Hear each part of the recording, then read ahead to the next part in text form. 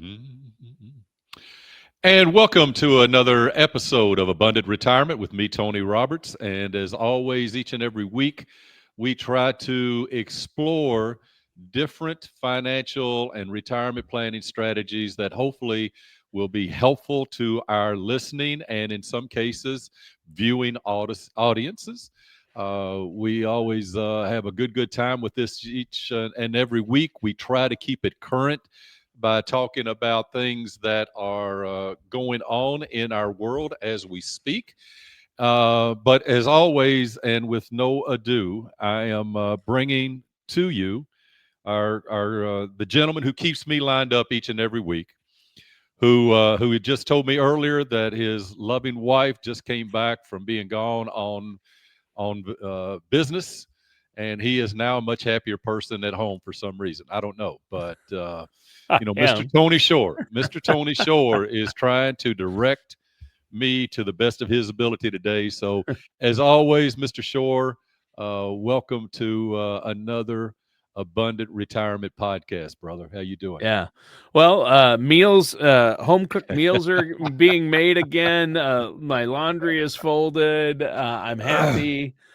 So things are running much more smoothly at the house. 10 days. That's a Yeah, long time for her to be yeah. gone. Yeah. And I think wasn't it last week you told me that basically your meal department was pizza every night. Wasn't that what you were telling me? I was somewhat joking. I did order pizza delivery once and Chinese takeout one night, and let's see, I did go to Jersey Mike's and pick up a Oh sandwich my once. gosh. Other Oh than that, I had cereal and oatmeal, and would throw some cheese on a tortilla and heat it up in the microwave. It was back to college days, oh my gosh, man, you're killing me. You're killing me. Holy moly. college days once Yeah. again at the Shore household, but things are back to normal. The pets are happy again. They were really they're like, don't leave us alone with this guy ever again.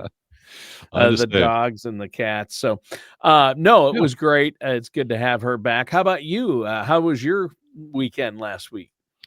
You know what, Tony? This past weekend was actually, I think, the first weekend in maybe 2 to 3 months that we didn't have something going on, and Feels nice, literally, doesn't it? we went out Saturday afternoon and listened to some friends of our son who's in a new little band, high school band, and they actually played at a function and were Fun. very entertaining, and we enjoyed that. And then we had yesterday after church a cause here at Captain's Quarters that has been going on for, I don't know, 10 or 15 years. We went over and supported that for a little bit. But other than that, man, it wasn't like we needed to be anywhere at any certain time, which was a nice place to be on the weekend for a change. And I don't weather has been absolutely beautiful here, man. I mean, low 70s, no humidity, sunshine, and during the day, and down in the 50s at night. Just really righteous. Can't complain. Wow. The only one bad thing, there's when you're in October, there's November, December, January, February coming in back behind us, and that usually means cold and blustery here in the lovely northern southern state of Kentucky. Yeah. Yeah, Yeah. unless you like Well, winter. There's some people out there no, that just love winter. They love it to no, death. I like the extended Yeah, summer we're experiencing here yeah, in Minnesota. It's yeah. been actually pretty nice, to be I know it. honest. There's no doubt about it. Yeah. Yeah. Well, So, hey, we're talking today about, we saw a little, I don't know if unsettled is the word for the markets. We hit all those record highs, and then, China, Trump mentioned tariffs again for China might be going up, and the market took a bit of a dip. But that's yeah. when I'm sure you hear people say, oh, gee, should I stay invested? Should I be doing something different? So we're going to address that question today. And what if there is a market downturn? Eventually, I would say there has to be a correction because we've hit these record highs for so long, right? Well, it doesn't have to be because, again, the fundamentals of how we got to the point to where we're hitting these record highs, if they continue on, then the market should continue resembling, increases along the way. Again, most earnings are coming in for third quarter. A lot of the companies are hitting their top and bottom lines. They've got good revenue. They've got strong foundations. They've got strong bottom lines on the balance sheet. And, I like to say they're doing things right the old fashioned way, which is the way markets used to be driven, not so much out of 6 month and 9 month down the road criteria that might affect us, might not affect us. So I still think that the markets will continue to increase over the next, hopefully, several months. I went and heard a gentleman that I respect greatly about a month ago in our Elite Advisors Forum, and he uh, he he sort of thinks that we might have a continuation of this bull market in the U.S. for another 10 years, with occasional adjustments. But Wow. again, just like Friday, Tony, it doesn't go up all the time, but and I tell clients a lot, having fear about where or what the market's doing is normal, but don't let it override your strategy. And so again, if you're in it for the long haul and you've got a good, firm retirement or financial plan that is looking at 2 years, 5 years, 10, 20, 30 years down the road, and you've got yourself diversified and in line with doing what all needs to happen, uh, you sleep well at night, because Yeah. if we have Fridays, like this past Friday when the market dipped, uh, it's going to happen. Yeah. But then we also have today where, guess what? It's all the way back up and basically has recovered everything that it lost on Friday. So, Sure. um, Yeah, that's why you can't try to time the market right there. That's a great example, yeah, as you've always said, Tony, and I think you make a great point that um, it is human nature to, when we see things going down or a dip, we start to panic. And it's human nature when we see a big here, oh, record highs, or the market's doing record highs, the Fed's going to lower interest rates again, the markets will love that. The talking heads on TV say the economy's booming, this and that. You're like, okay, I'm going to get all in. So people end up, that's human nature when things are going good, to want more and get greedy. And when things are going bad, they get fearful and pull it out. Both human nature, but you end up buying high and selling low if you do that, which is the opposite. That you're not going to make money that way, right? yeah. And I'll throw this out there, but I read this. I don't know. I pulled it up, and I've seen it quite often. But uh, if you invested, Tony, again, people always sit there and say, "Well, I want to time the market." I don't think there's anybody, and I mean, there's some real smart people out there. I don't think anybody can time the market. I think they all have to have their own types of strategies in place that allow them to go out and either buy, sell, or move out of markets. But I just don't think they're just on a whim, basically trying to time the market. But Right. I saw this the other day, and I think this is for our listeners and our viewers is so important.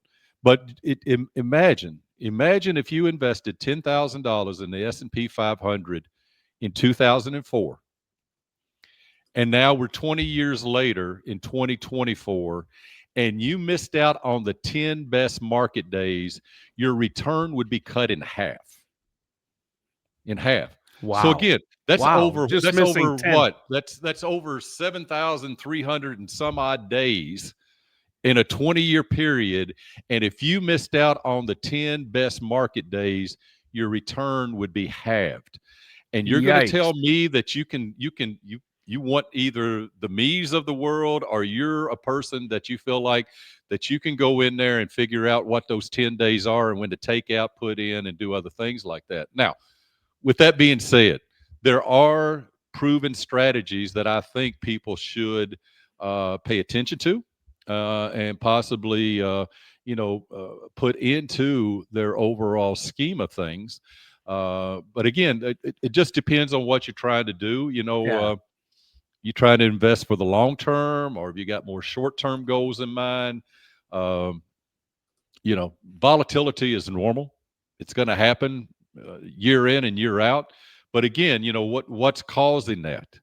Um, could possibly be interest rate uncertainty. It could be inflation trends. It could be just like what you talked about. Either Trump or Xi mentions tariffs, and everybody goes crazy, much like they did back in March and April when all the tariffs were going to blow up the world and the markets went down, and then they've rebounded and are up 20% over that time. So, again, political gridlock, much like what we're going through right now. Uh, Election uncertainty, geopolitical risk, corporate earnings dips, recession fears. All of these things are concerns, but to a degree, they've all built in. And again, laying out a good plan for you, which is what the me's of the world need to do on behalf of our clients, allow us to be able to take advantage of that, maybe rebalance portfolios, maybe take when times are good, take a little bit of the money off the top so that we've got some, as we say in the market, some dry powder. So when we take those dips, um, personally this morning, Tony, I sat there and did some personal reinvesting this morning off of the, off of the declines that we had on Friday. Yeah. Because, hey, look, if I liked it on Thursday afternoon, that if it went down 3 or 4% on Friday, sale. then I should really like it, today. So yeah, it's on sale. those are things you got to look at. Yeah. I mean, there's nothing wrong with buying things when they're on sale. And so when the markets do take a dip, again, you're not trying to time the market, but what you're doing is taking advantage of, oh, okay, markets took a dip, let's buy into that a little bit, and hopefully people who are still working are dollar cost averaging their way into the market. In other words, right. You're always putting money into your accounts like 401ks or IRAs. Right. And therefore that's buying into stock portfolios that hopefully will help you that are in those accounts, right? No, I was going to mention the dollar cost averaging, because if you're still working, guess what? When the market goes down, you're just buying bigger chunks, so that when there is a rebound, then guess what? You're going to have more monies or more units, if you want to call it that, is going to come back up and make for you to have a stronger portfolio in those rebound times. So it's all important. There's no doubt about it. It's important. So a couple of 3 or 4 things, Tony, I think that our audience might want to, jot down, take advice on, whatever the case may be.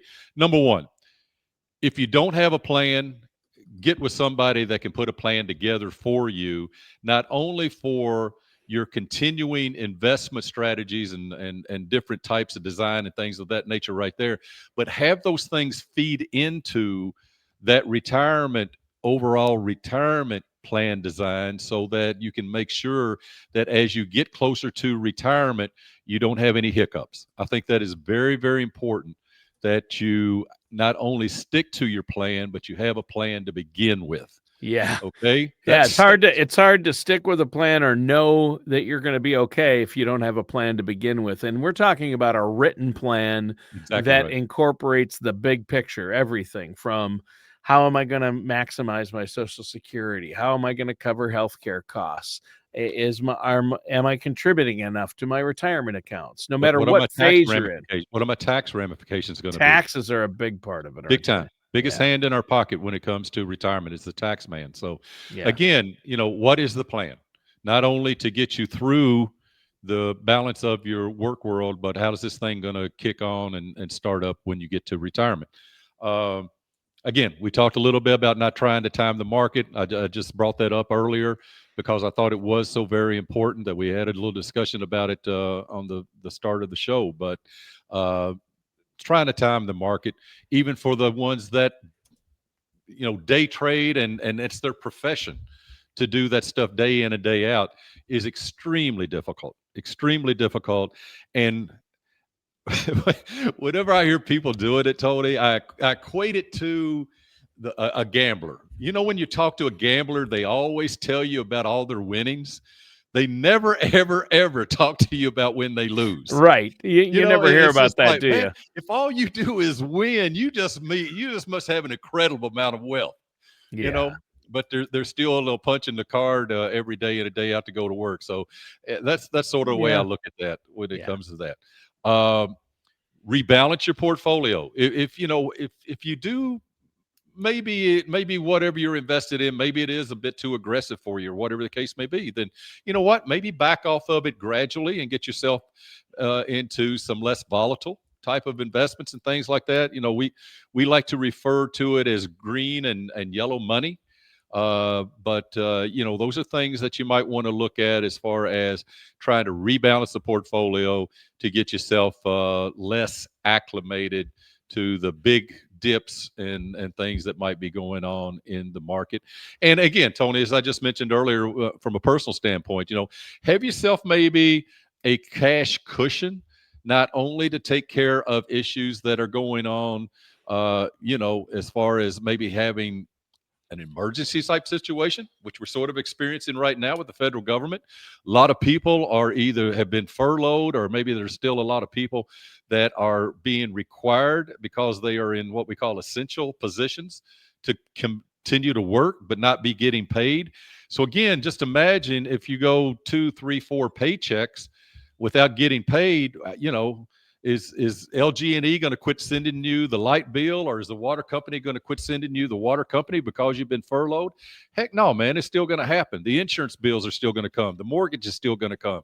So again, have a cash reserve so that you can weather through, those issues that might crop up from being in a furloughed position, or this, that, and other. Then above and beyond that, if you can do it, is maybe have some cash reserves on hand. So again, you can take advantage of some of these dips in the market to buy back in with when the stocks are down versus buying when they're high. And again, maybe do a little bit of your own dollar cost averaging yourself. So I think those are 4 things. Stick to your plan. Don't try to time the market. Rebalance. Don't react. And build a cash cushion. I think those are 4 things that make a lot of sense when you're trying to ease yourself over some of these market reactions that we have from day to day or week to week. Yeah, and that emergency fund or cash cushion is so important. If you have 3 to 12 months, depending on your situation, hopefully 6 to 12, but you can build that up. Don't panic if you don't have that much. It's hard for people to just all at once, oh, okay, here's 12 months of my take-home pay, I'm going to put it in the bank. No, you build that up. You make sure you're putting into that each month to get to that point. And then you don't have to worry as much. But balancing what you have invested is huge, isn't it? I mean, that balance, that's one of the big 4. Have a plan, don't time the market, and balance or rebalance. And that's where a financial professional like you comes in, Tony, and you work alongside portfolio managers of big funds, where you can just pick up the phone and say, hey, I have a client, here's their situation. They're in a different situation now. Let's rebalance where they're at, or because of what the markets are doing, do you think we should rebalance? And so it's actively managed money, right? It's exactly right. And and again, these portfolio managers that we have the opportunity, and it's actually a privilege, because we get to sit down with these people several times a year, Tony, and get to pick their brains about where they see things that are happening today, where they see things maybe being 3, 4, 6 months down the road, a year down the road. Because Tony, the market's already baked in what they feel like is getting ready to happen 6, 9 months from now. Yes. It's just the way it is. It's just the way the market works anymore. So we have these, what I call these input situations, much like last week, where all of a sudden we raised the tariff flag again, and it's like, okay, well, we didn't expect this to happen, so now we're going to adjust ourselves. So again, all of those things are very, very important on the long haul of investing and making sure your portfolio is aligned with your goals. And again, even in unsettled markets, staying invested is always the best move, in my opinion. It's always the best move. However, with that being said, if you are a person who can't stomach the volatility, or if you are a person who, let's say, is going to be retiring January 1st of 2026, so we're basically 2 months and a couple of weeks away from that, and you're saying, man, if I lost 20% of my portfolio in the market, then I'd probably have to start stay working for another 6 months or a year or whatever the case may be, then those might be situations that you just say, hey, look, I need to start pulling back and maybe getting myself realigned with better diversification, maybe bringing in, like I said, some of those green money types of strategies and things like that, to where the market has less reaction on a part of your portfolio as all of it. And unfortunately, when people are participating in their 401k plans or TSP plans, it's usually a situation, Tony, where if you want to have earnings, you got to be wholly 100% invested in the market, because those are just the only options you have. So again, these are just things that are very, very important to look at when you're trying to make sure that you have everything in the right positions for the proper direction to allow you to hit points that are getting ready to happen in your life, even over the last few years of work or the first few years of retirement going into later years of retirement. And those are the puzzles, Tony, that we get the privilege of helping all of our clients put together, man. We're just a big puzzle maker. That's all we do, brother. That's great, Tony. And you know what? Just don't get emotional. Keep those emotions in check.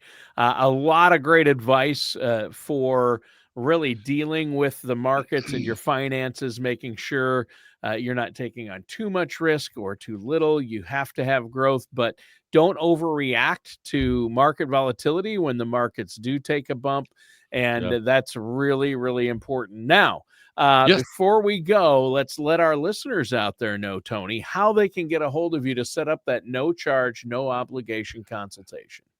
Several ways. Number one, you can call the office, toll free, 888-955-3665. Again, 888-955-3665.